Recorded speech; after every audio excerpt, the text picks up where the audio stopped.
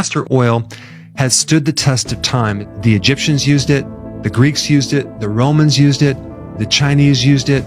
So if it didn't work, it wouldn't be around this long. So there's a very special compound in castor oil called retinoic acid. And the combination of different properties that this compound has is the perfect combination remedy for a lot of issues with your skin, your hair, especially as it relates to the common problems that people have, like dry skin, brittle hair, dry hair, hair loss. And so this compound has an anti-inflammatory effect, antimicrobial effect. It's a powerful antioxidant. It's an excellent moisturizer. So anything dry or dehydrated, it will revive. And not just on your face, on different parts of the body, like your heels, if you have cracked heels, on your scalp, especially if you have dandruff, or anywhere on your body.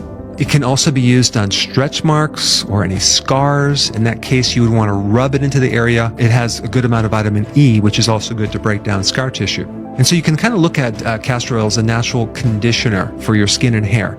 It penetrates those tissues and it helps to increase circulation, especially if you're using it on your hair. It goes into the follicles where the roots are.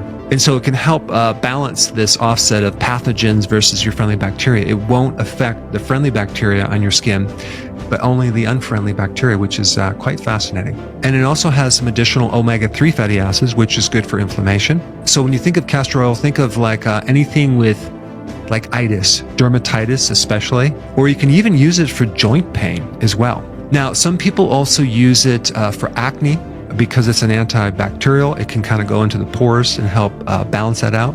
Other people might use it for styes in the eye, which could be an infection. And it seems to balance out inflammation as well as the creating this antibacterial effect. It also has an antifungal effect, so you could use it on toenail fungus or yeast infection.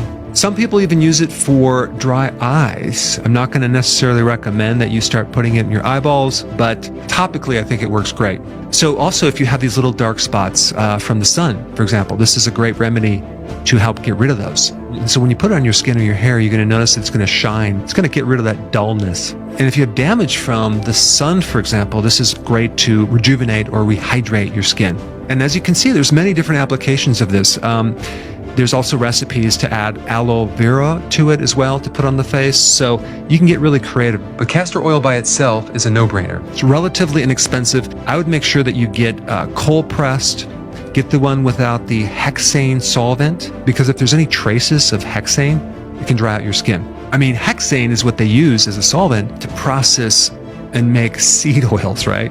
And so people are consuming, unknowingly, a tremendous amount of hidden seed oils when they don't realize that hexane is probably one of the residue chemicals in seed oils. The Jamaican black castor oil works a little better if you have anything related to a hair problem. Like, for example, you want to help with the stimulation of hair growth, use the Jamaican black castor oil, works a little bit better.